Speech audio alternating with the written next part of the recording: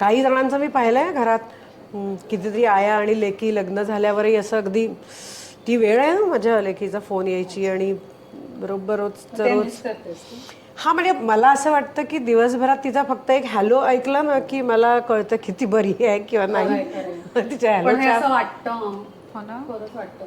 मी टियाला पण सांगते की you just tell me your okay, म्हणजे एक फक्त मेसेज मॉम आम ओके खूप होतं नाही. आमच्यासाठी आणि ती ते. म्हणते की असं आई मी आता खूप बिझी आहे. अगं ठीक आहे ठीक आहे, म्हणजे आवाज ऐकला तरी बास आहे बरं मला. वाटतं, खरंच आहे, खरंच.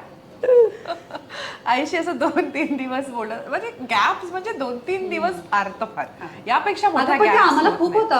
बरोबर आहे, मला सगळं मान्य आहे, मी काहीच म्हणत नाहीये. पण ते 2 किंवा 3 दिवस मध्ये गेले की त्याच्या पुढचा आईचा फोन जेव्हा मला येतो तेव्हा मात्र मी सगळ्यांना, आजूबाजूच्या लोकांना, आता जरा मला 15-20 मिनिटं द्या, कारण आता सगळं ते बॅकअप झाले, ते सगळं आता येईल, असं एक फ्लडगेट उघडेल. तर तिच्या पहिल्या हाक मारण्यातच मला कळलेलं असतं की आता पुढची 20 मिनिटं मी हे सगळं शांतपणे ऐकून घेणार आहे. ती गिरिजा असं एक फोन केला की मला माहित असतं आता 2-3 दिवस, किंवा तिने फोन नाही केला 2-3 दिवस, बाट असं मी नाही फोन केलाय किंवा मी बिझी आहे, कुठेतरी नेटवर्क नाहीये काही, की मग मी एक तिला तिसऱ्या दिवशी मला चुकल्यासारखं वाटायला लागतं की आईचा फोन नाही आला, रुसली आहे का माझ्यावर. मग मी तिला एक, तिचं घरातलं नाव बाबी आहे, बाबी कोणी म्हणत नाही मला आता, म्हणजे बाहेरचं.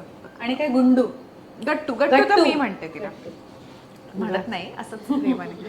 तर मी तिला एक आपलं एक काय मग बाबी काय चाललंय फोन करतेच तिसऱ्या दिवशी तरी.